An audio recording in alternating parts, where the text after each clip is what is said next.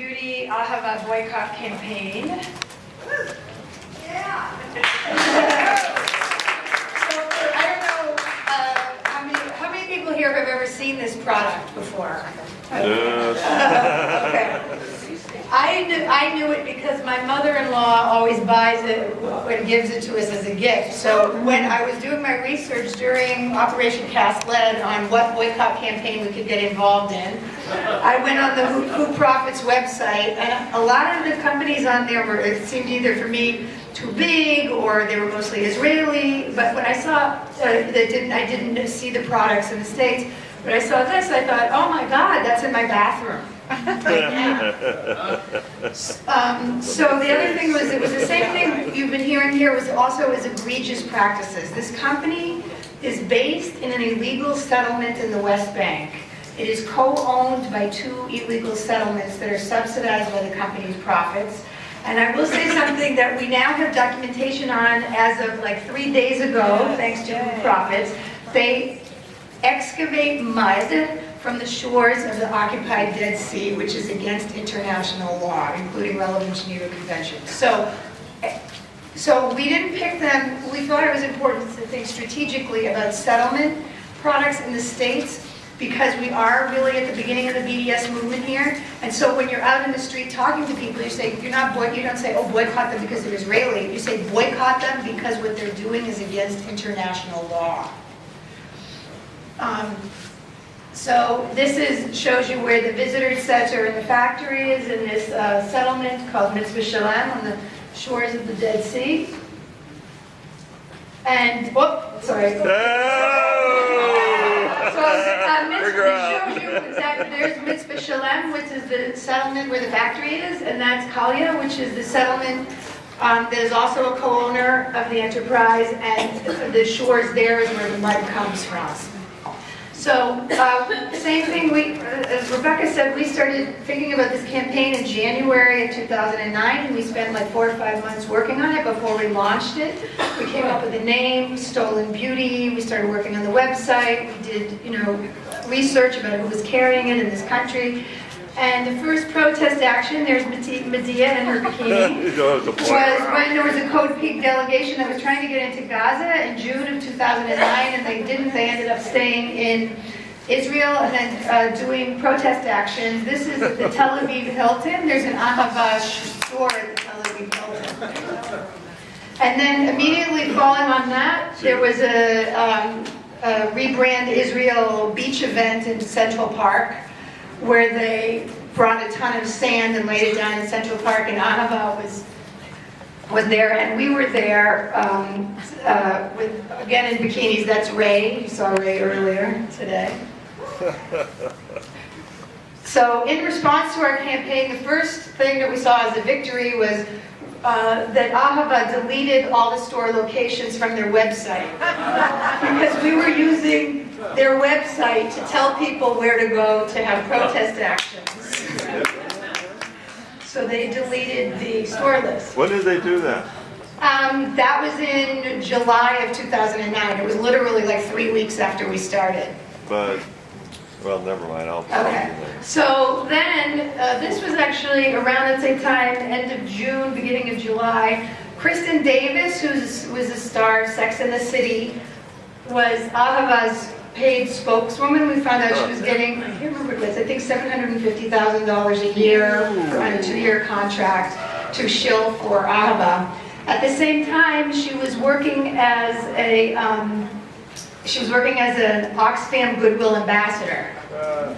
So Oxfam International has an explicit policy against settlements and against settlement products. So we started pressuring Oxfam, and Oxfam ended up putting out not a press advisory. They said nothing. But when people were writing them individual letters saying, how can you have Kristen Davis shilling for Ahava and being an Oxfam Goodwill ambassador, they started sending people individual responses saying, Kristen Davis has been suspended from publicity work for the duration of her contract with Ahava. Wow. So we found out about that, and I guess that's not on there. This was our public relations school, as soon as we got that information, we got it onto page 6 of the New York Post, the gossip page. and it hit, like, it was the papers around the world. It was like a huge deal, and on page 6, which is just pure gossip about who's seen at a strip club and who's divorcing whom and so on, we had Kristen Davis in Settlement Products and Ahava and Oxfam on page 6 of the New York Post. Oh, just so you know, that was Dana, who's here also. I don't know where Dana is now. It's on my team. And then the other thing that Ahava does is they label their products. It says on them that they are products of Israel, when in fact they are made in the occupied West Bank. So in the States, we could really not do very much with this because the labeling laws here are so lax that but in Europe, the labeling laws are much stricter, and European governments are more negative towards settlements. So I'm just going to show you what they started doing. So when we started talking about this, we started looking at so here it says made by Dead Sea Laboratories, Dead Sea 86983, Israel. Well, if you look up that postal code 86983, that is actually the postal code for Mitzvah Shalem, which is in the West Bank. It's not in Israel. So then they start getting a little trickier. So now it says Dead Sea Israel, it says, in EU from Germany, and then you have to look down here again where it's in Hebrew, and there's that postal code again. So then things were happening in the Netherlands. The great thing about this campaign is that we actually have international partners. So we started with the bikini brigades. You saw the bikini brigades. So the women in the Netherlands said, well, we can't really run around in bikinis in the Netherlands. It culturally wouldn't work. So we're going to be the bathrobe brigade. So they started doing these bathrobe actions. And they managed to convince the Dutch foreign minister to launch an investigation into Ahava's fraudulent labeling practices. And then in France, the activists in France have filed suit against Sephora for carrying Ahava. Oh, and there's Bruce. And there's, that's also in London, the Ahava campaign in London. And I don't think I actually put your biggest success in here, Bruce, which was, they, for 2 years, doing these protest actions outside the store and actually doing lock-ons inside the store. People go in and lock themselves into a cement tube and stay for hours until the police cutting team comes and cuts them out. Ahava's lease is not being renewed at its flagship Covent Garden store.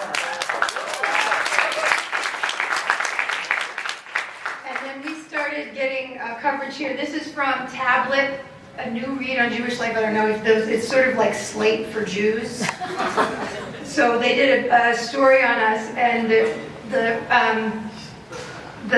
guy who did the interview called a spokesperson for Israel because Ahava refuses to talk to people generally, and he said, this guy, Daniel Seaman, director of Israel's government press office, said the Palestinians did nothing with this land when they had it, and the Palestinians still have access to the Dead Sea. If they wanted to, they could set up a factory themselves. So I don't know if I need to deconstruct that for you, but like they can't, Palestinians can't even get permission to build a toilet on a nursery school, let alone build a factory. And they don't really have access to the Dead Sea.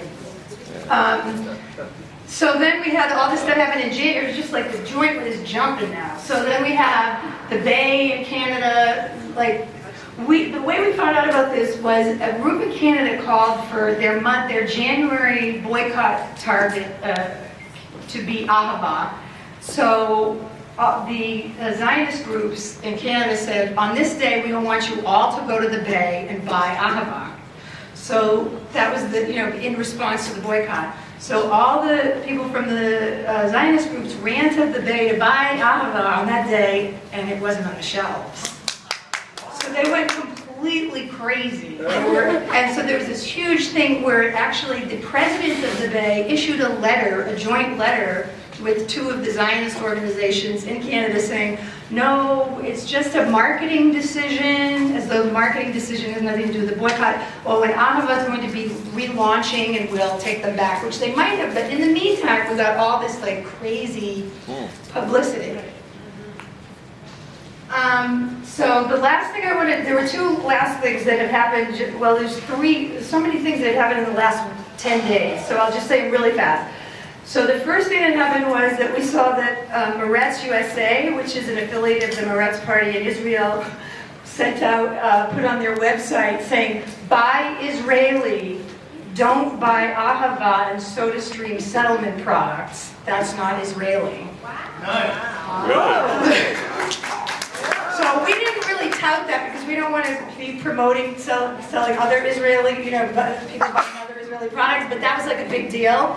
This is not Israeli, this is a settlement product.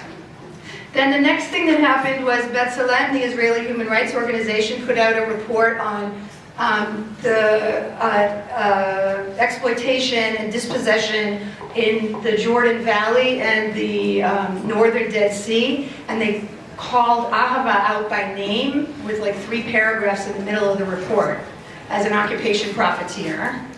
So that was really big. Then we're on Twitter, Ahava Boycott Ahava on Twitter, and I'm always like searching for Ahava, and I saw that Birchbox, which is an online retailer of women's cosmetics, was going to have a marketing contest. They're having a contest where if you had to tweet your beauty questions, and that Ahava would answer them, and Birchbox would answer them, but you would also get $300 free of new free Ahava mineral makeup or something if you tweeted the best question.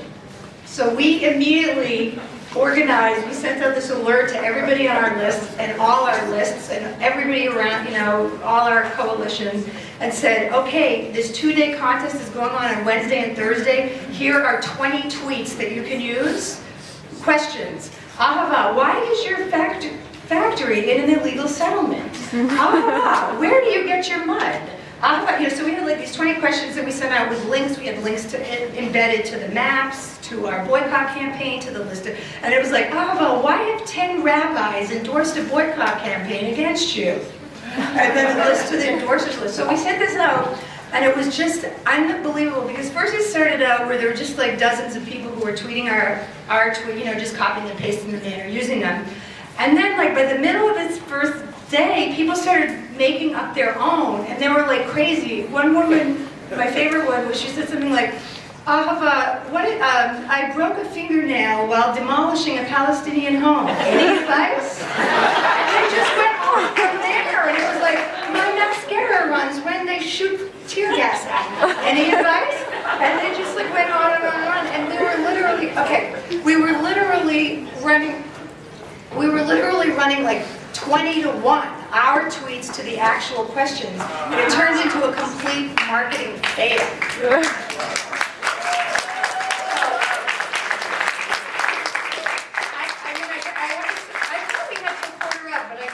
We just had 10 minutes, so I'm just going to finish so that we have a little time to do Q&A. But I also wanted to, the last thing was just that I told you already, that Dalit and Mara finally got documentation, proof that they're excavating the mud on the shores of the Dead Sea, which is against the Geneva Convention. Yay!